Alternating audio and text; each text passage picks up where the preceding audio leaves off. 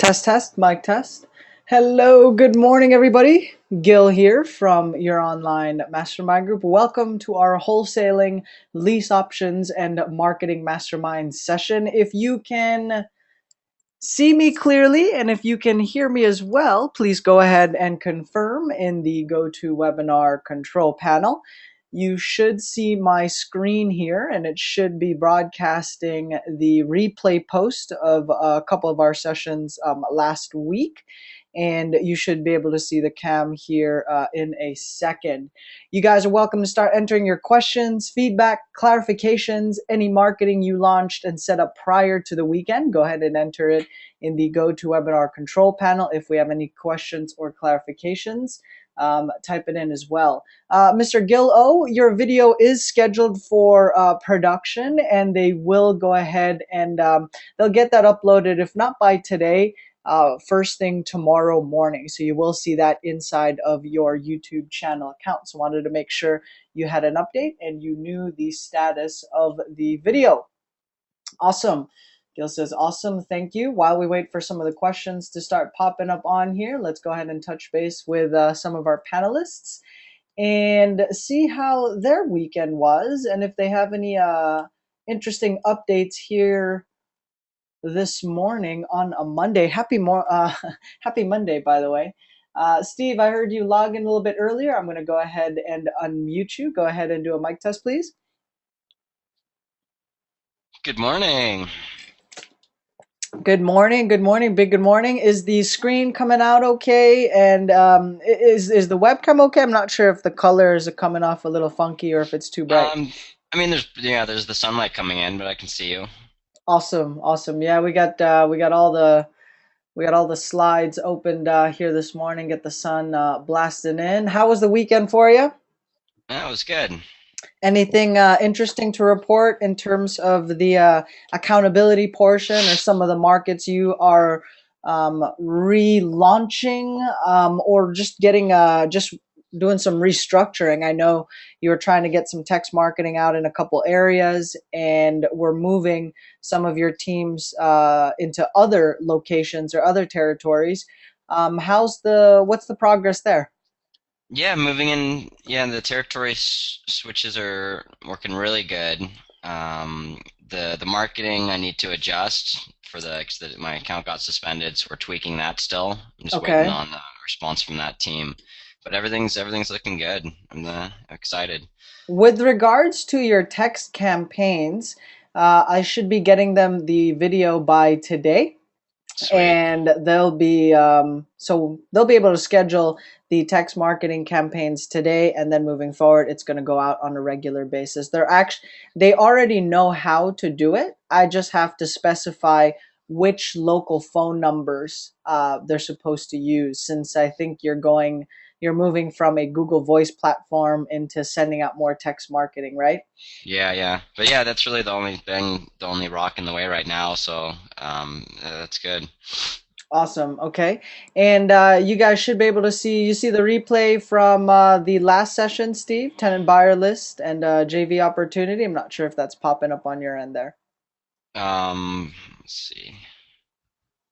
No, I just see your screen. And if you Maybe you're see not sharing both. now, there we go. I had to hit the play There button. you go. Yep, Popping up? you got Okay. it.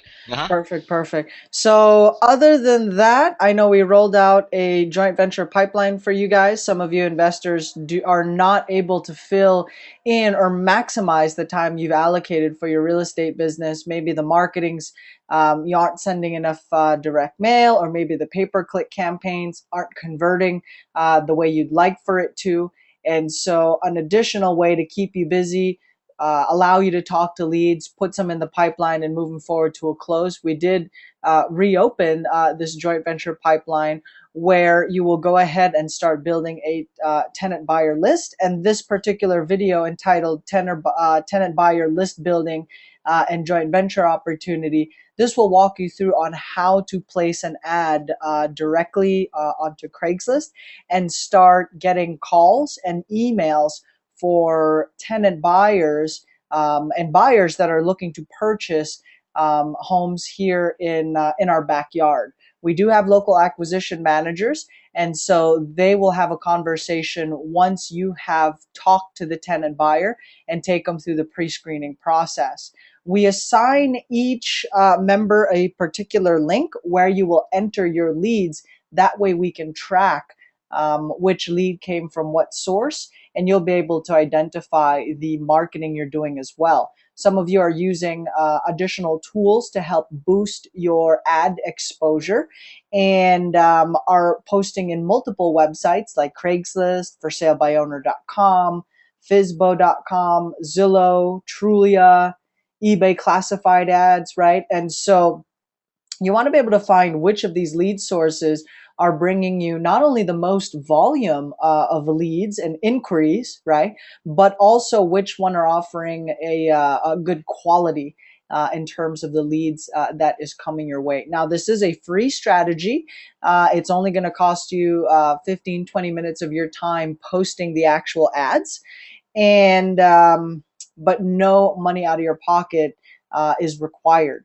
The joint venture fees or the wholesaling fees on this deal will range anywhere from 2 to 5,000. That's paid out to you, your company, or to the the person that helped bring us the lead and move forward to a close. Okay, so if you have any questions on the ad posting, bring it up right now. I think it was pretty self-explanatory in the video, but again, some people are just getting started online, but that video walks you through it step by step. You probably want to start about, I'd say 15, 20 minutes into the video. This is the original replay that went up live, so that you can cut straight to that particular segment on Craigslist. Steve, this might be a useful link or replay to go ahead and send Lucy, as she is able to post the ads. That is their side of the operation, and making sure that they use our tracking phone number so that our teams can take the calls. I'm going to type it in the chat line right now just in case. And that's going to go here, and I'm going to send that to everybody. So I want to make sure, if in case Lucy's team is asking or following up on the Craigslist how-to video, they will be posting the ads, and our teams will be pre-screening and taking the phone calls, right? Gil O is asking, we post those ads on Monday, Wednesdays, and Fridays. Correct. Monday, Wednesdays, and Fridays. And when I first start out, I do like to, in a week, I'll post Monday in a particular zip code or a certain geographic area. And then on Wednesday, I'll post in a different territory or different zip code. And then on Friday, I'll post in a different one. Now, the reason why I'm starting in 3 different territories on a new campaign is I want to quickly get to the market that is producing consistent hits and inquiries, right? When you are looking to bootstrap and maximize the limited time you have for your real estate business, I like to focus on bringing in as many people through the door, getting as many phone calls and emails so that we can stay busy on the pre-screening process. So I'll test out 3 different territories. By the following week, I'll take a look at which territories brought in the most phone calls or had brought in the most number of email inquiries, right? And then in the following week, I'm going to pick the top 2 markets that brought in the most leads, keep those, and then I'll rotate the third one for another territory so that I can continue to find out which markets are the most active and has the highest activity, right? So I'm constantly rotating, and I want to get to the markets that are producing emails, getting us phone calls, and allowing us to stay busy. In your case, allowing you to stay busy and maximize your time while you wait for some of your, your direct mail to start converting or your other lead pipelines to open up. Okay.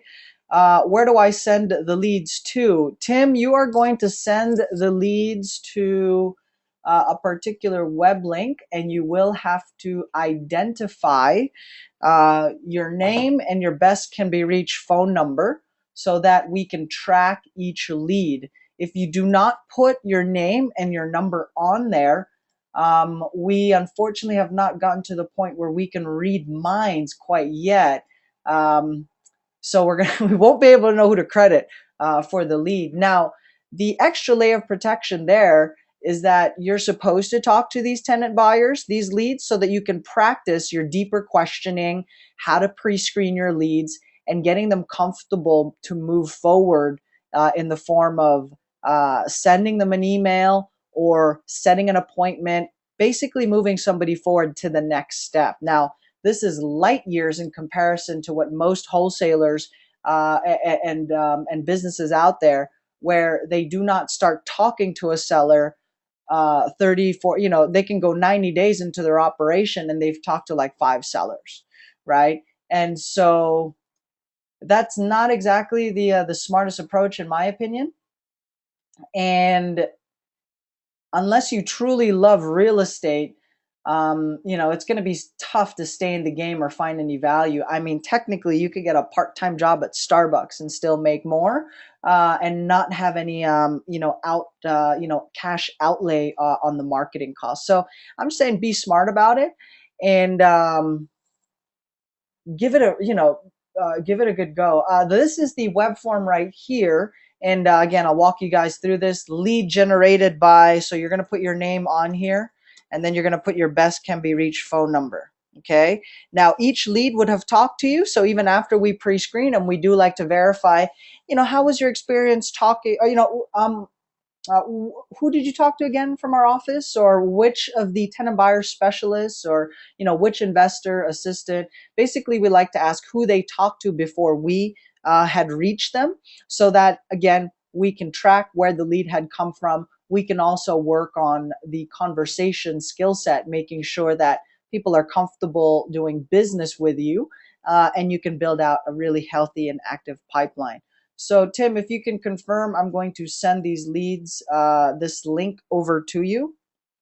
And if you are looking to roll this out in your operation business, you will have to touch base with either myself or Steve Clutch, so that we can make sure that we add you onto our list of joint venture partners, so that we can check in with you on a weekly basis. Or just make sure if you have any questions, again, we can answer them and help keep you moving forward, right? Um, and most importantly, we want to assign a particular area that you can post your leads in. So give you a set number of territories and areas to go ahead and post your particular ads, right? LA County is a huge territory, huge marketplace. There's more than enough room for everybody to jump on board and start marketing for building this particular list. Okay. Refresh the web form. I added a phone number, says Mr. Clutch. Okay. And so lead generated by best phone, email. Let me refresh this again and do it a couple times. Where did you add the phone number?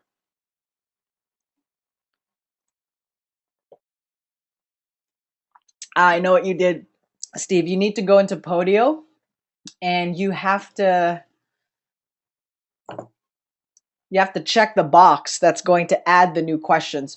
Whenever you guys are working on your Podio account, if you're going to change a web form, okay, if you want it to appear on the screen, the one that I'm looking at right now, you need to check the box in order to show that.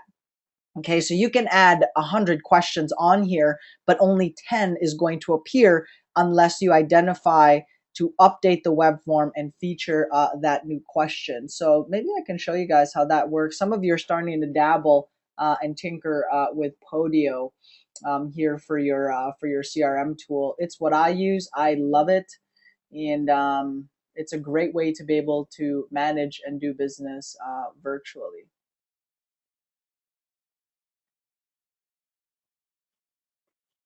Okay, let's see. Steve says there you go, your phone number, right? So that's where you add your phone number on there. Awesome. Cool. Bill, I'll go ahead and touch base with you, see how the weekend played out. What's the latest on your end? Hey there, Gil. How you doing, man? Big good morning. So far, so good. Got off to a rockin' start today. Had time to shave the head, trim out the beard. I woke up really early today, and we got a big week this week. How was your weekend? Hey man, your head is shining. That wax you put on there is looking good. I know I got a nice little turtle wax going on. I do the car, and then I put turn the buffer on my head. Yeah, I hope you tipped your detailer well, man. Awesome, awesome. Anything on your end lately, Bill? Any questions coming from your coaching students, or just a little quirk that you picked up on? Any latest tips to share with the group? Yeah, we had some. We put some fixer-upper signs out for a property that we have. It's a dog, man. It howls at the moon at night, and it's in a low-income area. But we still got. We got about 6 calls over the weekend, and one call was real interesting. Even though we're advertising as a fixer-upper, some gal called that actually lives in the neighborhood and said, we'd be interested in doing a rent-to-own on the property, and and they actually live right around the block, so we're going to follow up on that. So the fixer-upper signs, work pretty well. They're going to pull. If you've got a property, let's say you had a rent-to-own fixer-upper, then you could put out, if you want to get some calls and you want to get some tenant buyers on your list, get a property that needs some work. Hopefully it's just cosmetic stuff like paint and carpet, and then put signs out on the highway and ads in Craigslist that say rent to own fixer upper, and your phone should ring off the hook. So you'll get a lot of, so don't hesitate to take on, properties that maybe need a little bit of work, because you can really build up your tenant buyer list for that type of property. And then if you want to build up your cash buyers list, then you just want to put fixer upper, and that'll bring in several cash buyers, in the area that are looking for that kind of property. Back to you, Gil. Awesome. Bill, how many signs do you have to put out to start getting the phone to ring? I know each market is pretty unique and different. How many signs do you have to get out there before your phone starts to ring? Because we have to do about a couple hundred just to get any action on the phones with our bandit signs. What are you doing? Well, I mean, if you're talking about a competitive market like Los Angeles, yeah, you're probably going to have to put out that many. If we put that many signs out, we'd have code enforcement all over our case. So typically what we do is we put out between 6 and 12 signs specifically in the area of where we want to be. We put them on the major highways, closest to where the property is. And then we put them on the exits at Walmart and Target and the local grocery stores. And they bring in a lot of calls. If you're doing a fixer-upper ad, you also want to make sure that you get them at the exits of the nearest Lowe's and Home Depot or any other kind of fix-it store. Because obviously, guess where all the fix-up guys go? Either they or their contractors, go to Lowe's and Home Depot. So if you got a fixer-upper, obviously that's one of the places that you want to be. So that's kind of the way we do it, and it's been real successful. So we try to, specifically gear for the property in that particular area. Because obviously if you're in a lower income area or a middle range area, you don't want to put signs on the other end of town if you're not going to be marketing to that area. Yeah.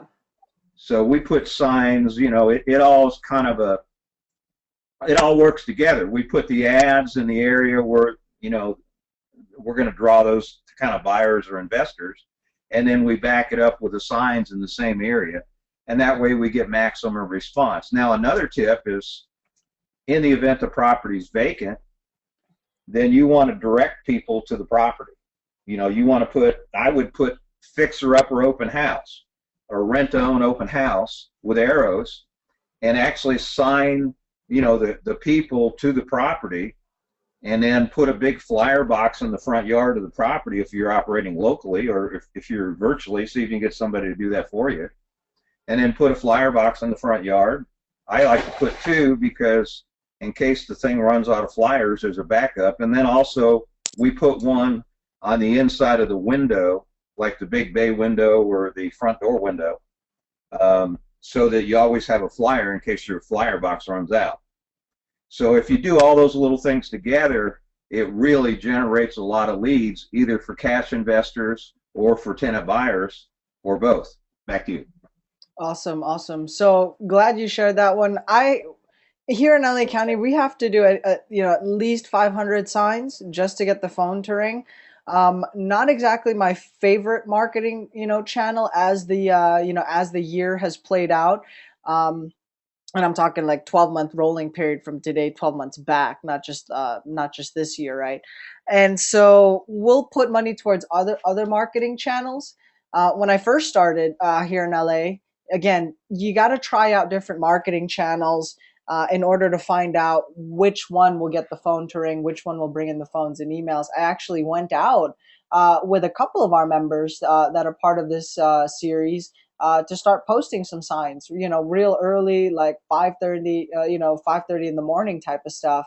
And as the more we did it, calls just weren't coming in, or we let it hang out there enough for me to recoup some of those marketing costs, whether it was from outsourcing the calls that had come in, or take the number that we spent in direct mail and make sure that we had offset or recouped our money in from deals that we had closed on in other marketing channels. Effective in less competitive markets, not so much here in LA County, and that's just my take Hey, on hey, it. Gil. Yeah, If I were going to do LA, I would probably not waste my time putting out 400 signs to get two calls. yeah, What I'd probably do is, on the weekends, everybody in LA or Orange County, wherever it is, like, in Orange County, everybody goes to South Coast Plaza. So, I mean, it's huge. I mean, it's like some of the shopping centers in LA. So half the population goes to grocery stores or they go to shopping centers just to hang out, especially when it gets hot because the air conditioner's out. There's lots of things to do. You can go to the movies. You can do a whole bunch of stuff. So what I do is rather than put out those big signs, I'd probably make me one of those big hand signs and get somebody to stand by the entrances and exits to the local shopping center where everybody goes. And so you're going to hit a major portion of the population just by being there, at the exit. So you got two signs and a live body, and I would just test it out and see what happens. Great big sign, do crazy stuff, get somebody, that'll be willing to do that for you, or put them out there in 4-hour shifts. Make sure they have plenty of water and plenty of things to snack on, and just put them out there. And that way you're not setting signs up so you don't have to worry about the code police coming after you and trying to fine you for putting up signs. You actually got a live body holding a sign, and then when you're all done for the day, you take the sign away. So I'd give that a shot and see. I'd try it for a Saturday or a Sunday, by the shopping centers, and see what kind of response you get. If it doesn't work, it doesn't work. So you're out one day worth of marketing, and you're done with it. That's what I do. awesome. I'm going to try to take some notes on this particular session. You guys should be see it. I have the forum that is up and available here. We do have some new people to screen and are pending to join the Facebook group. If you do know any of these new members here that are looking to go in, I think you guys should be able to add specific members to the group. If you want to be able to refer somebody over, then you guys will be able to do so. Randy Thompson, referred over Buddy Hodges. Thanks, Randy. Really appreciate that. And so you guys can add other members to the group. Just make sure you do know them, whether they're a family friend, a joint venture partner, somebody in the real estate space or niche. Okay. So if you guys did refer somebody over, they haven't gotten in, and they're still waiting to get in, please type it in here in the forum. One of our forum moderators, Anthony, Mr. Anthony Rudolph, the family man, he's got like 10 kids. I think that's just, what? That's nuts. That's awesome. And so he will be checking in, welcoming all the new members, making sure that you guys know we have a 9 a.m. session. We have files available for download. And if you are an investor or a business owner that is looking to get featured and somebody that we can promote within our network, please let us know so we can schedule you and feature you on one of our 9 a.m. sessions. Speaking of which, Mr. Steve T, awesome. Steve T, we have you on the session here today. I don't know if you're going to be on tomorrow, but if now's a good time for you, I know we were trying to pin down a time and date last week, got a little bit hectic for your business last week. But if we can, start to pick your brain, I know we want to do more deals there in your local market, and we have investors that are looking for virtual wholesaling markets that we can tee up for them. We do have you on that list of markets. Kelvin, with regards to the swipe file or a template, I've typed in the link here inside of the forum and in the replay. You can simply, the easiest way is one, just copy the questions that you see on here inside of your Podio account. That would be the easiest way. Otherwise, you would have to go into the Podio apps marketplace, find the particular app that we are using, download it, and edit it.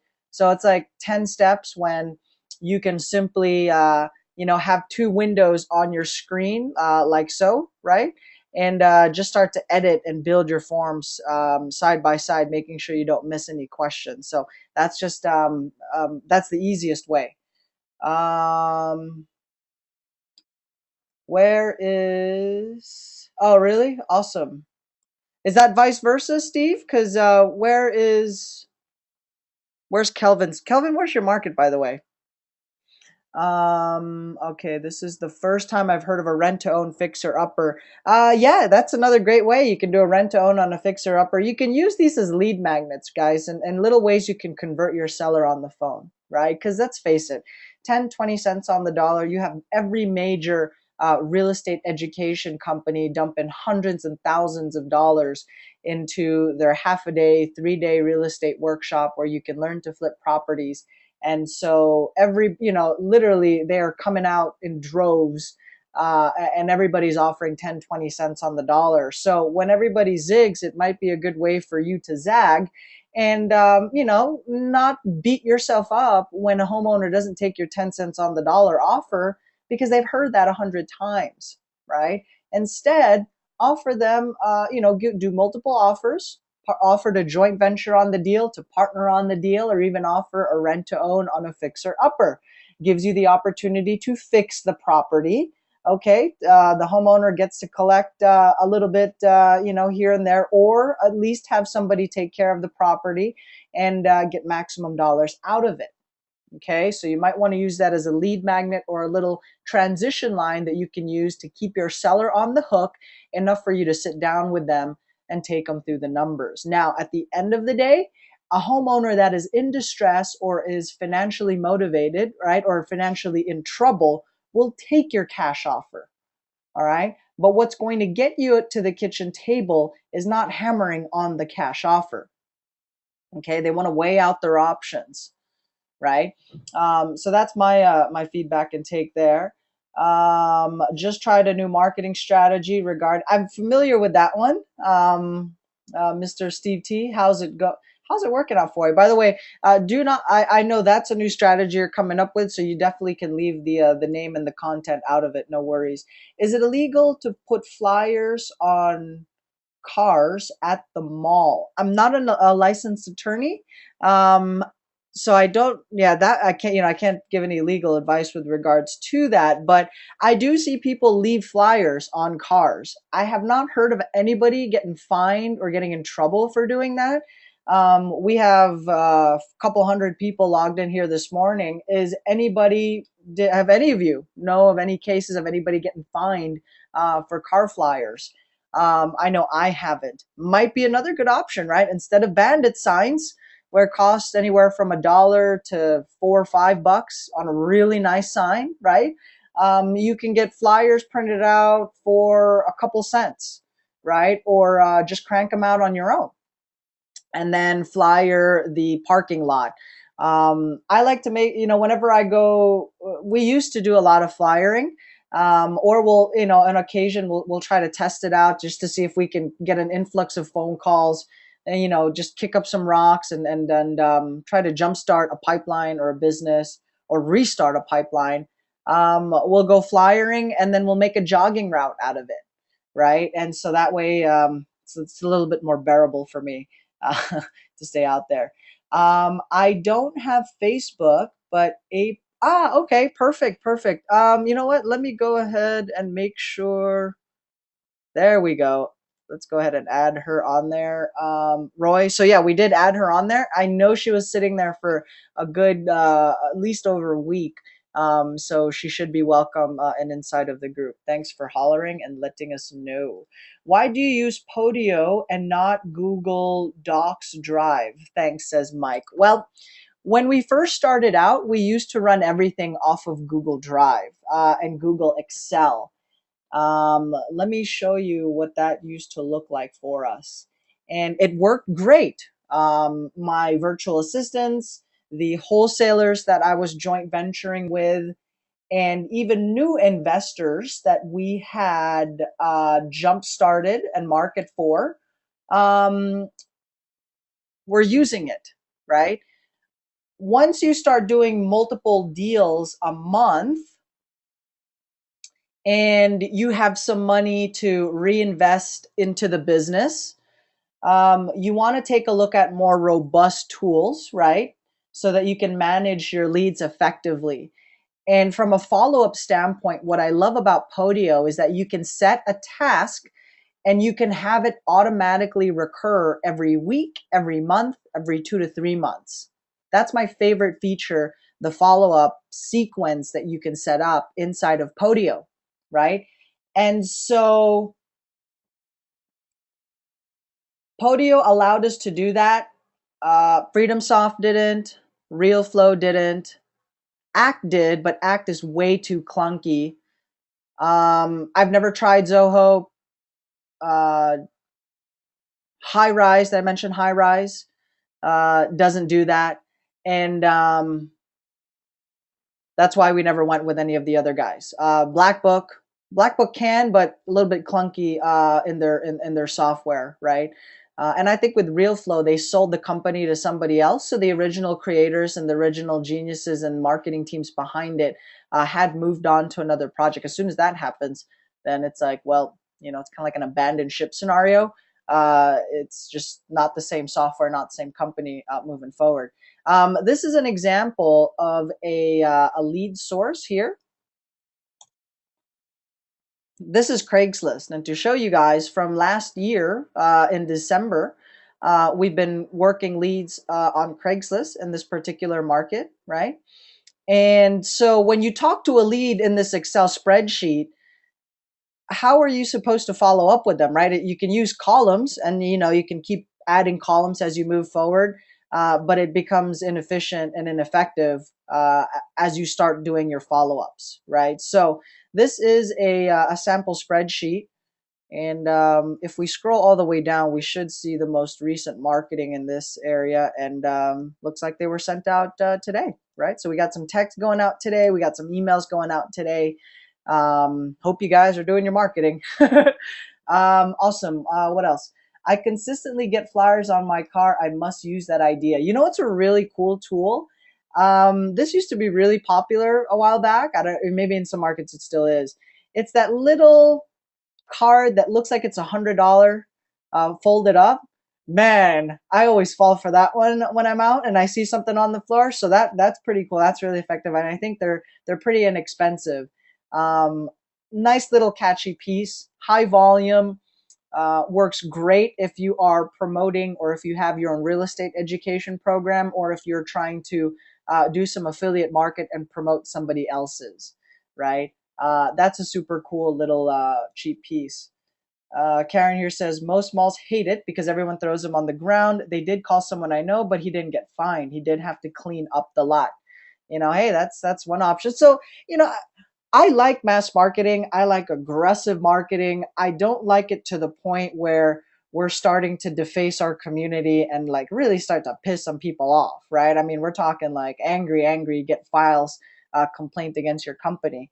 I have never gotten a single one, not in the last 5, 6 years, not one single complaint. And so, despite the high volume that we do, we've never run into that kind of trouble. Now, if we do paper, if we were to do, we do post-it notes on a mass scale in a certain neighborhood, right? Again, something that happens in the industry, we're not leaving them on paint so that it gets chipped and it damages the property, right? So there's a classy, respectful way to do it. Bandit signs, yeah, we'll tack out, we'll do bandit signs. We're posting them on in areas with other bandit signs, and we're not messing up the area. If it's a strict no bandit sign area, then don't do it. I have heard of people get busted literally via a sting operation off of bandit signs. Absolutely crazy. But it does have us if the cops don't have anything to do. Roy says, thanks, man. Most welcome. But hope that helped you clarify your questions there with regards to mass marketing. Awesome. So, Steve T, let's go ahead and have you on the session here this morning. I'm going to go ahead and unmute you. I know you might have a busy week this week, but you're open to some JVs there in your area. Mr. Steve T, you there? I'm here. Hey, how's it going? All right. Good morning. How is everybody? Everyone's doing pretty well here based on some of the notes in the forum. Looks like a couple people are jumping on. They just like to start their day with our sessions here, helps them get in the zone. So that's always a very cool thing. How was your weekend? Good. I was actually working on a Facebook strategy that I had learned over the last few days. Had a lot of views, so just want to see. Haven't been able to gauge how successful it's been, but really it's to find tenant buyers. Okay, so you got a nice little tenant buyer campaign going on. Now, Steve, you're open to some joint ventures in your market. I got Bill and I have Steve on the line here as well, so we'll start to kind of pick your brain a little bit, make sure everybody has a good understanding of the type of strategies you want to implement and are open to rolling out there in your area. And find other ways that we can help ramp up the business. Or worst case scenario, just put you out there in our network here saying, hey, we got an investor looking to do more deals. Here are their territories, and we can, quarterback and work on some of those joint ventures. So, what type of strategies are you implementing there locally, and what areas are you currently covering? For the most part, I just do lease options, and the reason why I focus on that is because it's a big military town, and there's also a lot of government employees. I'm outside of Fort Bragg. And it seems the biggest, I would say, struggle for a lot of homeowners is that they'll go ahead and get a job transfer. They refer to it as a PCS, and they usually just don't have enough equity in the house. So based on the last few years, I haven't had a lot of opportunities for a traditional wholesale, but there are a whole lot of sellers that can't list their properties with realtors. Or they'll have to come out of pocket.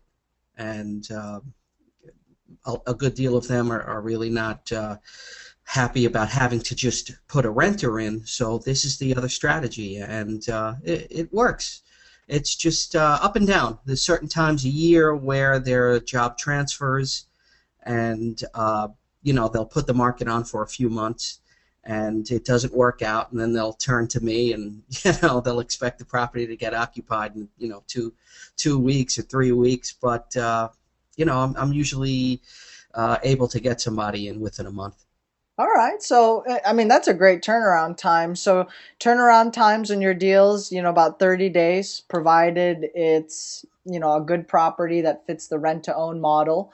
You've done the research, I mean, just the presence of having military and the government offices out there, a lot of transition with some perfectly good houses. So lease options is a great way to open the door and convert a lot of the leads. Again, while everybody else is doing 10, 20 cents on the dollar, here you come along offering top dollar for their property. and covering bases that they need, or should be covering anyway, while they go through that transition. So turnaround time's 30 days. Are you full time in your real estate business these days? Are you just on a part-time schedule? What's the availability that you have for your real estate business? I'm full time. I think at this point I may be unemployable, so I have no choice. Gotcha. So you are full time in real estate. Now, do you meet with your homeowners yourself, or do you have an acquisition manager, or are there some agents you do business with? What's your standard procedure when it comes to dealing with homeowners? That's one of the biggest concerns of our virtual wholesalers.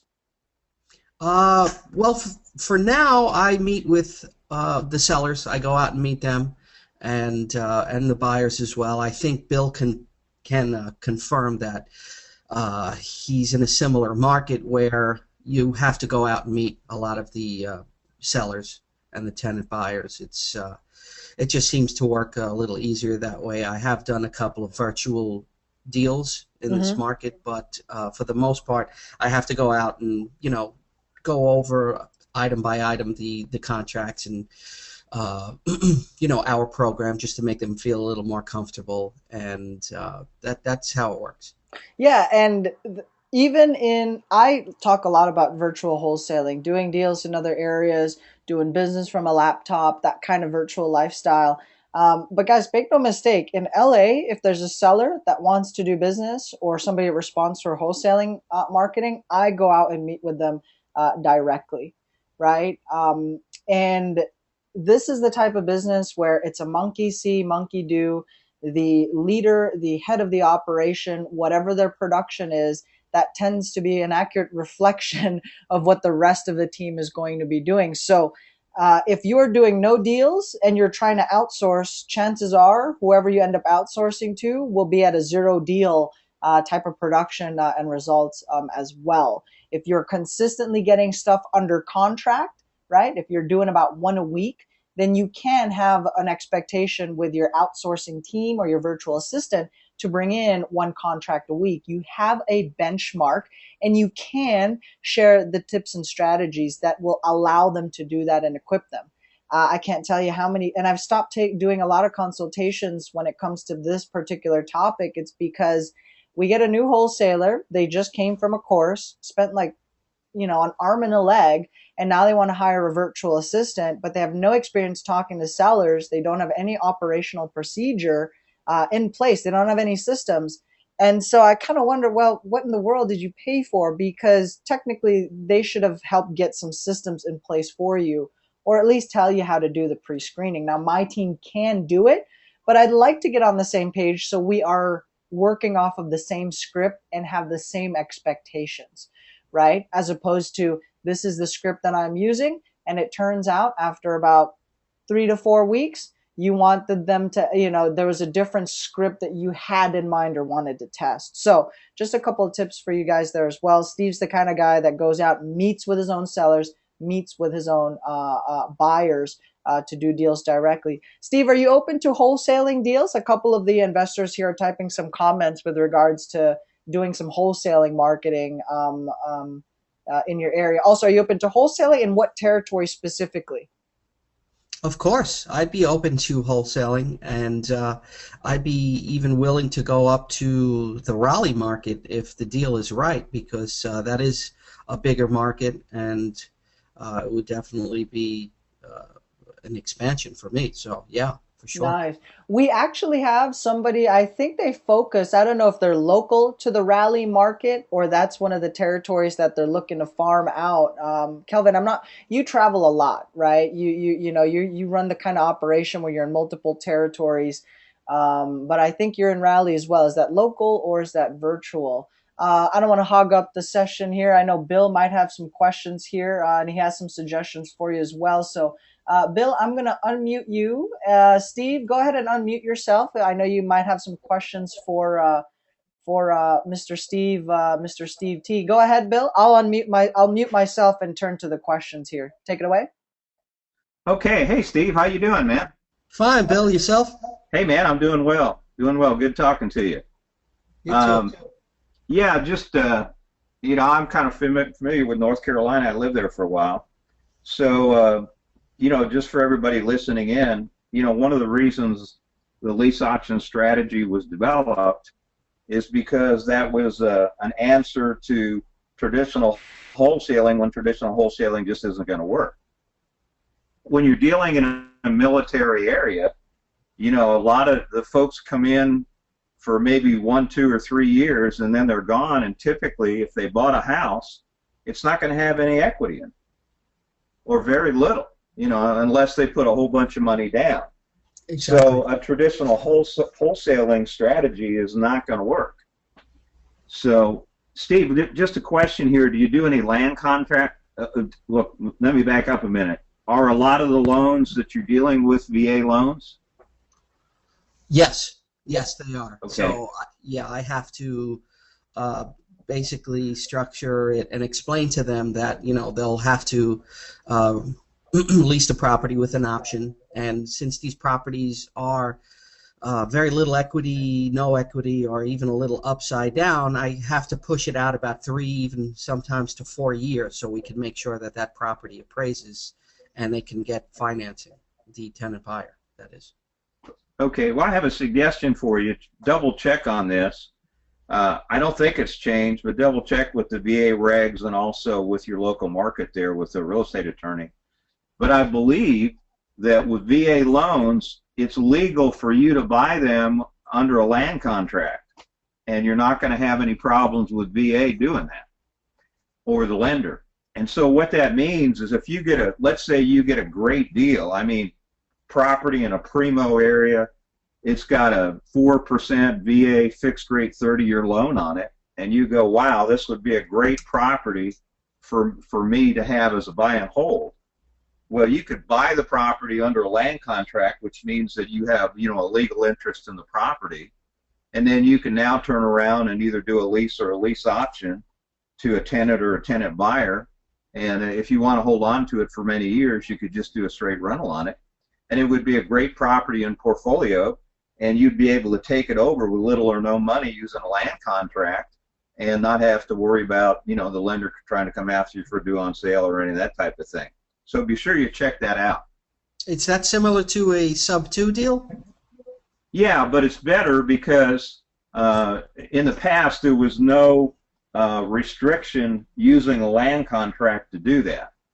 And the reason why it's not a problem is because the original owner still retains legal interest, and you simply have an equitable interest in the property. In other words, the veteran still legally owns the property. You have a contract interest in the property and an equity interest, which allows you to do whatever you want with it, to sell it, to wrap it, to lease option it, anything that you want to do. And as long as you fulfill the terms of the contract by making the payments every month and taking care of the property, there shouldn't be an issue. So check that out. A friend of mine in another market does a lot of land contracts when it makes sense, and it's a great way because it doesn't cause a problem with the VA loan underneath. Great.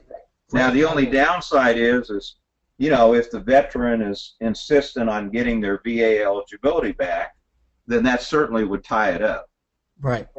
So in order for a veteran to be able to reuse their VA eligibility again, all of it, the original loan that they took out has to be paid off in full. Mm-hmm. So once the underlying veteran's loan is paid off, then that veteran in the future could buy another house in another market and reuse his or her VA eligibility. So that's the only downside. And sometimes that's an objection that comes up, Steve. So if it does, then you'll have to make provisions to get them out of there, in 3, 4, 5 years or something like that. But that's the way to get around that. So what type of lead sources, Steve, are you using in your market? What do you find is the most beneficial for getting seller leads to come in? Seller leads, I have Craigslist, of course. I do flyers, and the reason why I like flyers is I get to choose the particular subdivisions or areas which I know people have interest in.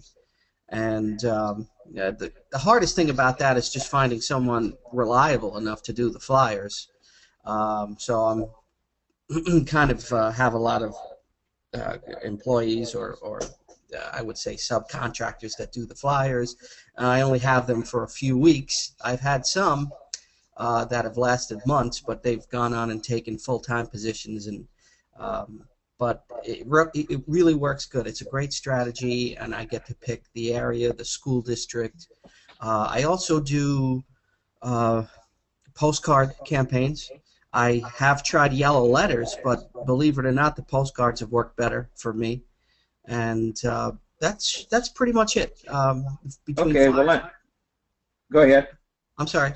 Yeah, I was going to say, in regards to the flyers, what do you actually say on the flyers? How do the flyers read? Basically, we have a new program that will allow them to sell their properties for full price.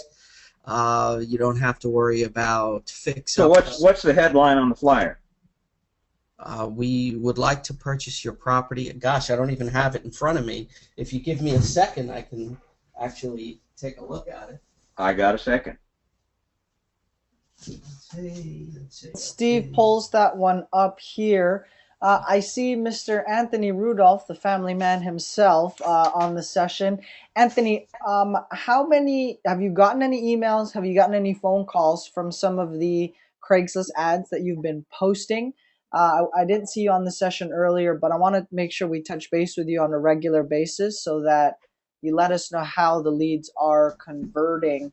Also, we do have Steve Tupper on the line for a virtual market. I know these were one of the things that you were looking into. Steve, you back with your flyer? Let's see. Take your time. Just holler. Just holler as soon as you got it. I have it in here. Okay, perfect. Actually, it just says, "Hi, I'm interested in buying your house. I am willing to buy as is for a cash price and can close fast. My partners and I also have a special new program that allows anyone to sell, even if you have little to no equity. I am prepared to buy your house as is. Even if your home is in need of repairs, I can be flexible on the closing date and can even pay all of the closing costs for you. Plus, we have many other options. I can take over your payments and improve your credit by catching you up. If you'd like to sell your house for a fair price, please call my number. You can call anytime, but please call right away as I want to buy 2 houses in your area very soon. P.S. Call me today number so that I can make you an offer." And, wow, that's a good flyer. So if you put that out to 100 houses, how many calls would you get? Well, when I first started, I had tons of calls, but a lot of them, as you know, were just tire kickers and just wanted to see. Now I think most of the subdivisions I cover have already seen them already. So I get, gosh, I would say maybe 1% to 2%. But the fact is, now that they have seen it so much, when I do get a call, they're fairly interested in my program and seriously considering moving forward. Steve.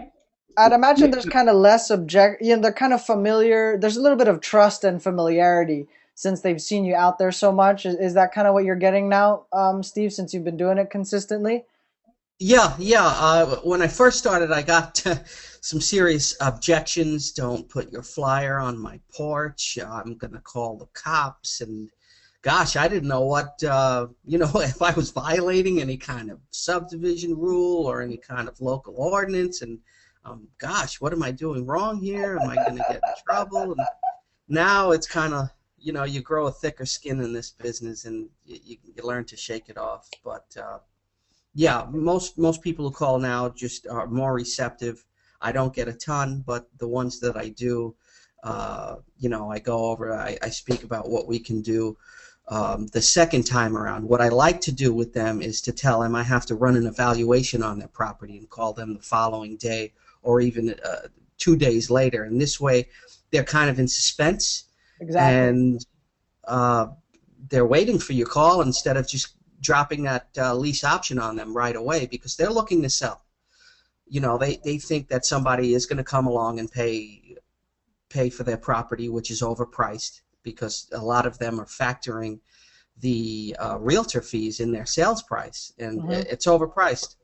So I just go ahead and I run the comps and the evaluation, and I call them the next day. I ask them what's a good time to reach you, uh, and then we go over the lease option. I tell them that that's probably the only thing that we can do because as cash buyers, we can only purchase for 60 to 70% of what they're asking. And then I tell them that the lease option strategy will allow them to get the full asking price and you avoid paying closing costs and commissions.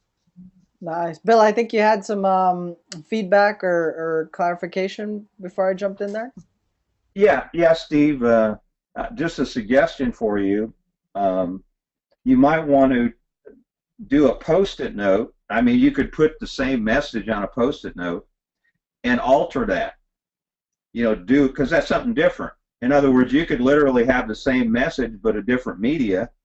And as a matter of fact, you'd find that you could get somebody to do it a lot quicker because Right. you can do a whole block with the post-it notes and just stick them on, instruct them to stick them on the glass, just like Gil suggests. Usually the post-it notes won't pull the paint off, but they could. So just to instruct your people to put them on the metal or the glass on each door, and man, that goes quick because it's boom. Once you get the technique, tear them off, stick them on, tear them off, stick them on.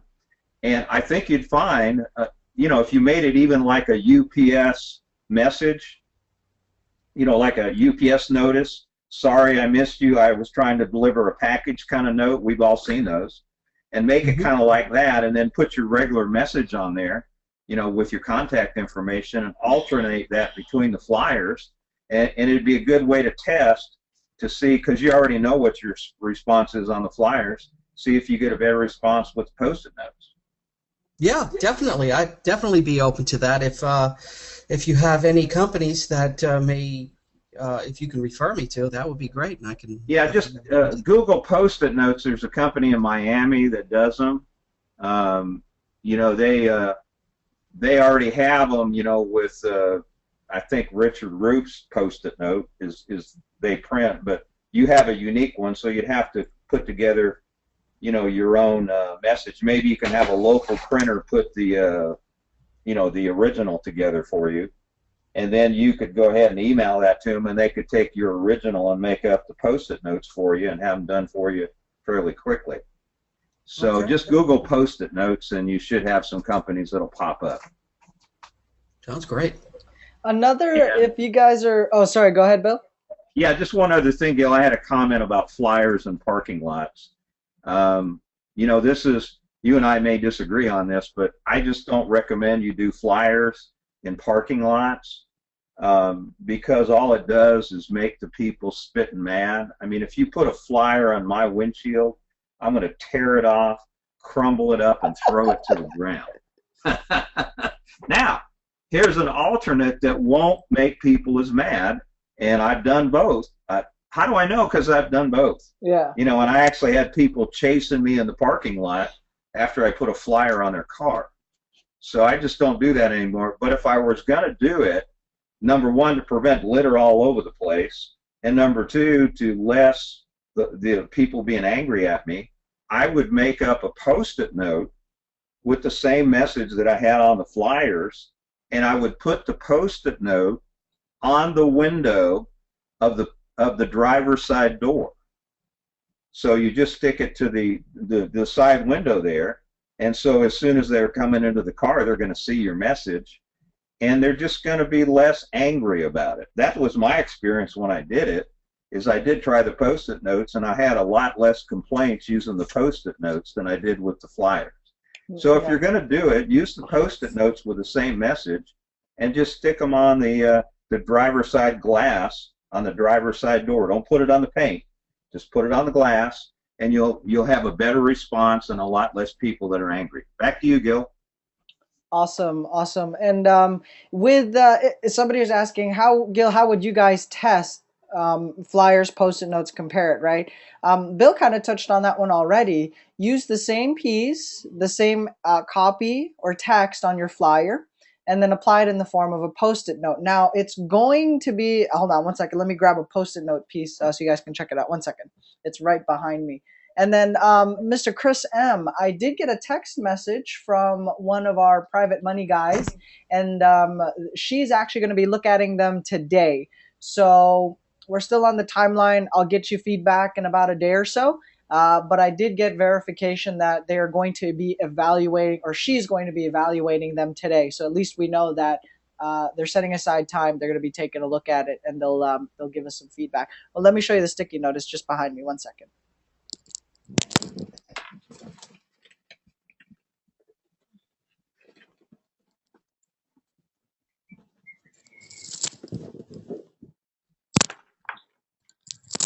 So we have a yellow letter that works really well for us.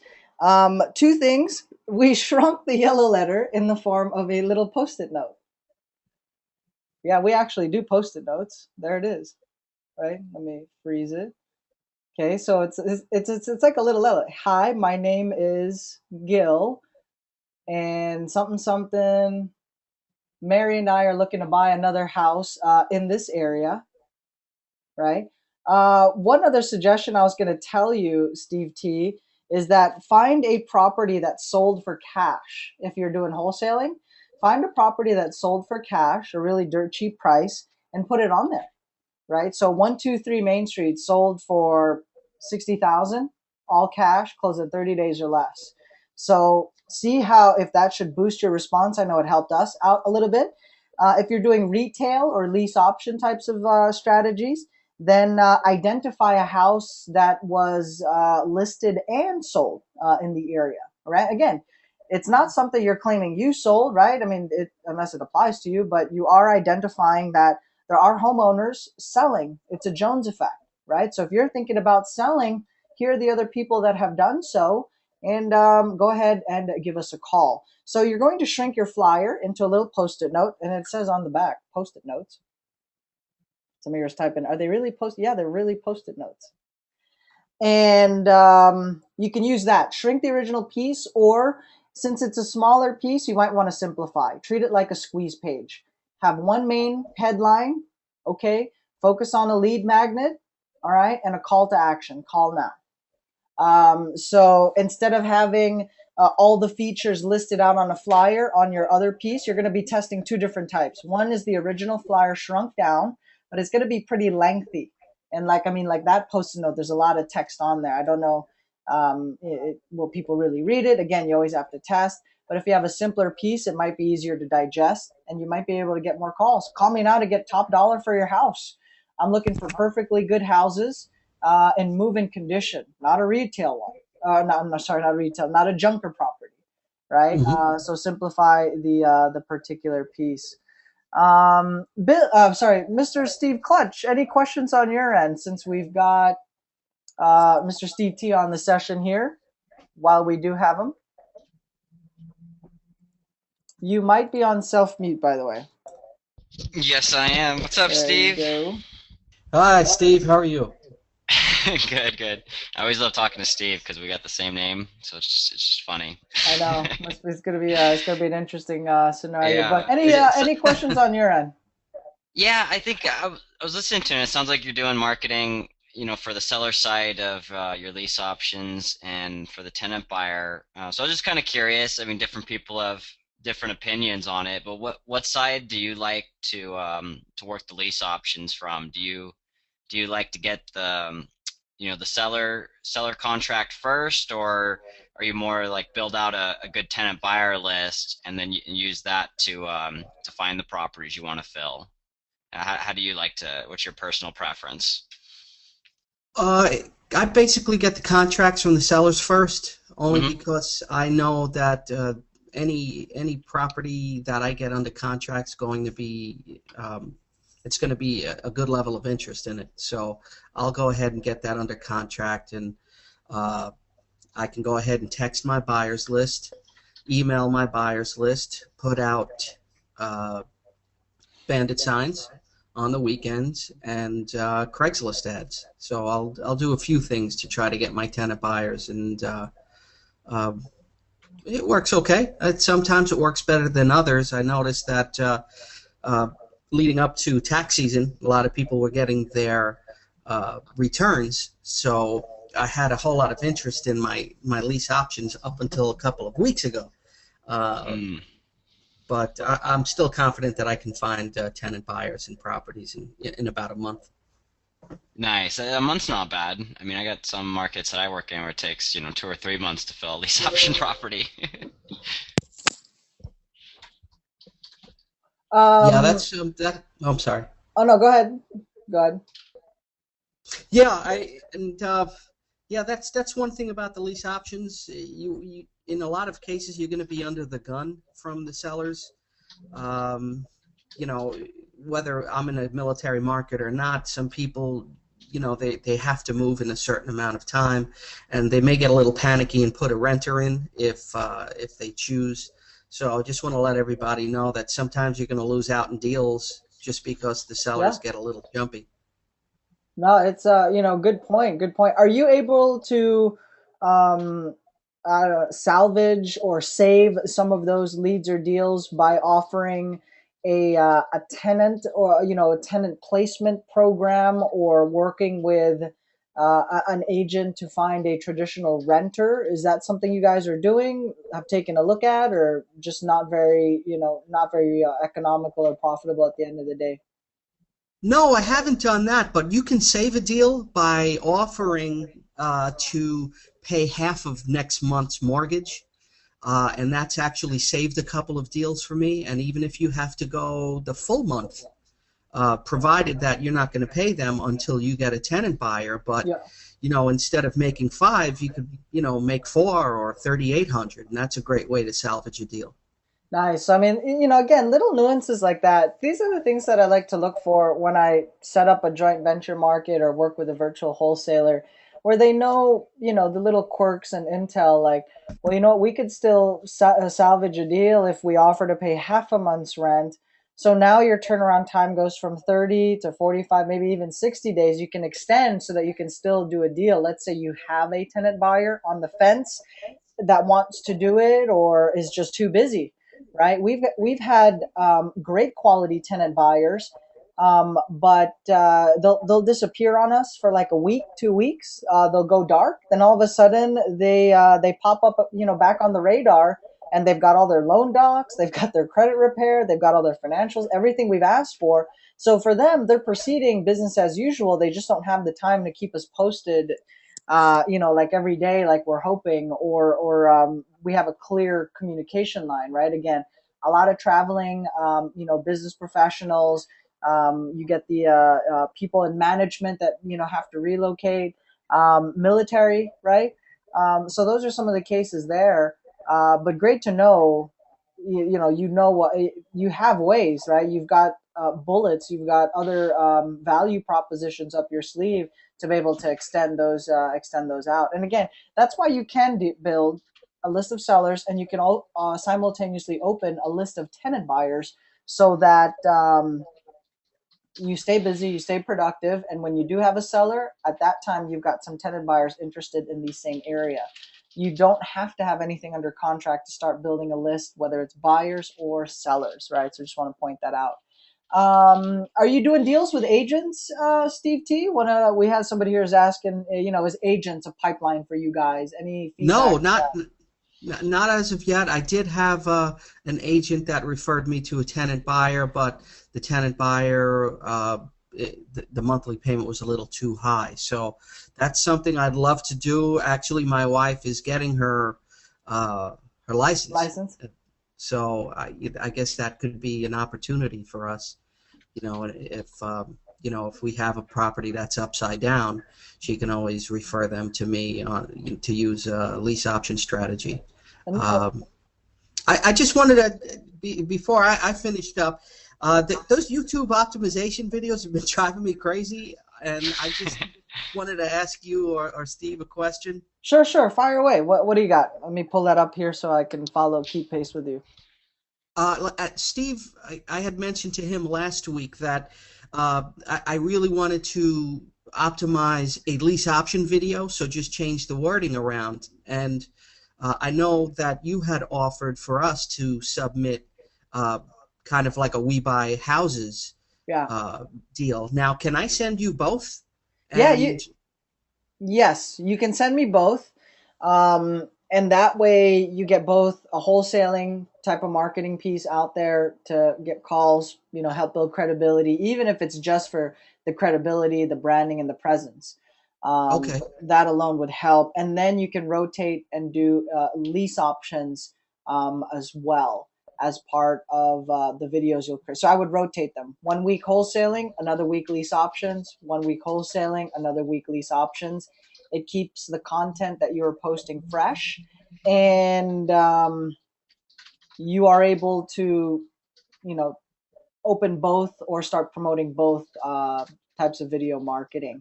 Were you able to work with the template or come up with the features? Were you able to make the template work for you, or is that something we can help clarify while we have you on the line?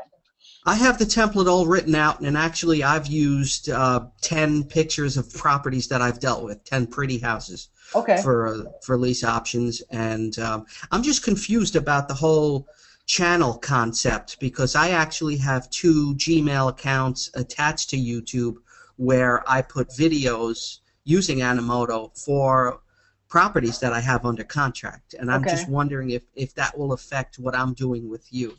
No, no, it wouldn't. All right, The great. channel to use, we'll treat it, as a lead source, right? So YouTube is going to be one of your lead sources for motivated sellers or distressed sellers or lease option sellers, right? So you have a dedicated Gmail account for that, and I recommend having a username that is matching what your leads are typing in. So, for example, in the distressed real estate market or niche, it would be something like sell my house fast, right? Fast cash now, get offer in 24 hours. So, from a lease options standpoint, maybe it would be something about how to get top dollar, right? Or fair real estate offer, right? Something generic. And Hmm. then eventually you'll start to add videos on the lease options strategy or how that works. You can talk about you can have slides that feature the benefits on getting top dollar, having a person take care of the monthly payments, and maybe even add value. So you're going to talk about the end result. You want to avoid or don't put an entire recipe or ingredient or formula on how the program works. They will get that information from you when they either schedule a phone call or opt into your email autoresponder so that you can farm and build the relationship. And that way you stay within the 30-second time frame that they allot for you on your video. I would do a 1 minute video max. You don't want to come out with a full movie, right? It's a lead magnet that you want them to drive and do a certain call to action, whether it's to call you or email you. Cool? Okay, and I was just you had mentioned that you make 5 videos for each strategy, basically explaining a little more each time around, or just the one? I would do, for example, if I do 5 videos on the lease option strategy, then I would break it down and maybe highlight 2 features per video. Okay. I wouldn't Oh, you don't want to do the exact same video, rename the file name, or just juggle the slides around, right? Because right. try to keep it fresh. If you're going to it's only going to take you a handful of minutes anyway.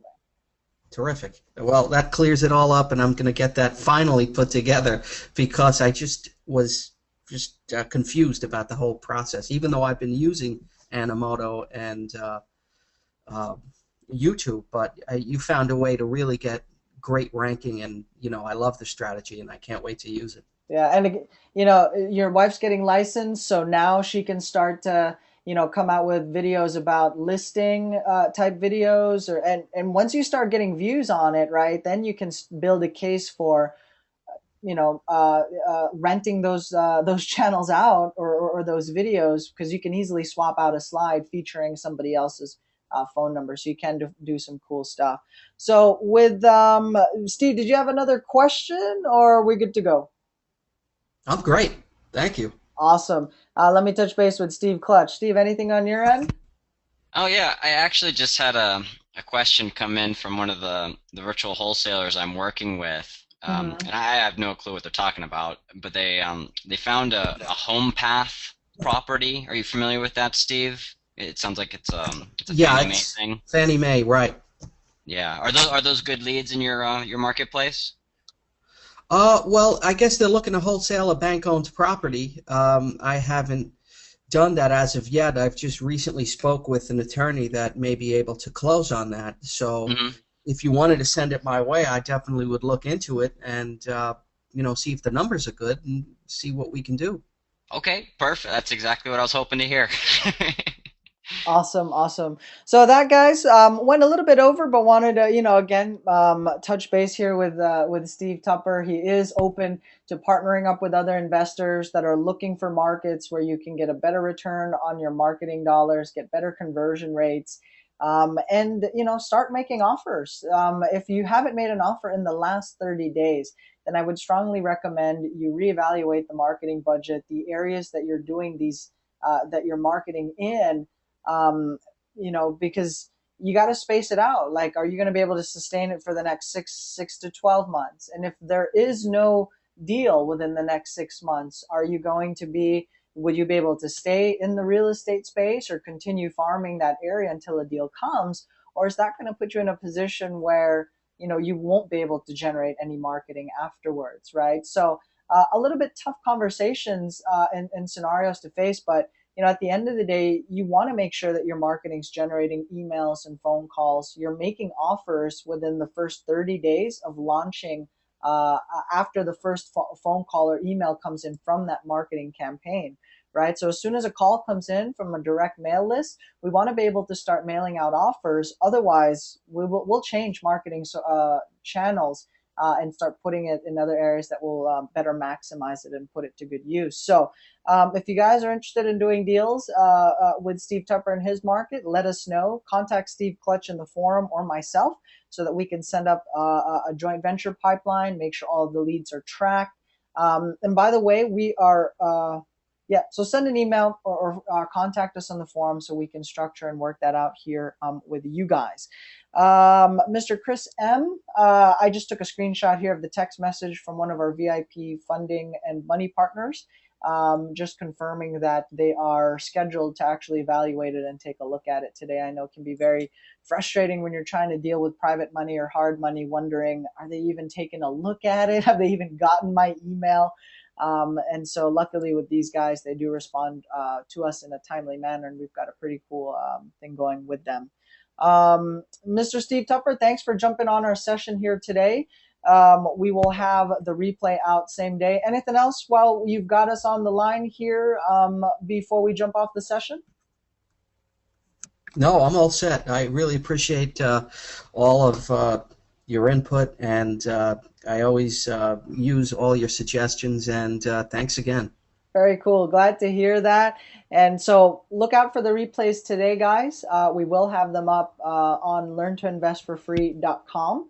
Outside of that, if you are part of our noon training session, with regards to our internet marketing series, I'll see you on the noon sessions. We will be reviewing a couple of things this week, just kind of wrapping up the squeeze page topics. We're still getting some questions with regards to that. So this week we'll address some of those items, and we'll also talk some other marketing channels that you can go into. I am going to launch a paid Facebook marketing campaign this week, so we'll have a nice little instructional video that we'll have on one of these live sessions here today. So that, guys, my name is Gil. On behalf of Bill and Steve, thanks for hopping on our session here today, and we'll see you on our next live one. Have a great day, everybody. Bye-bye.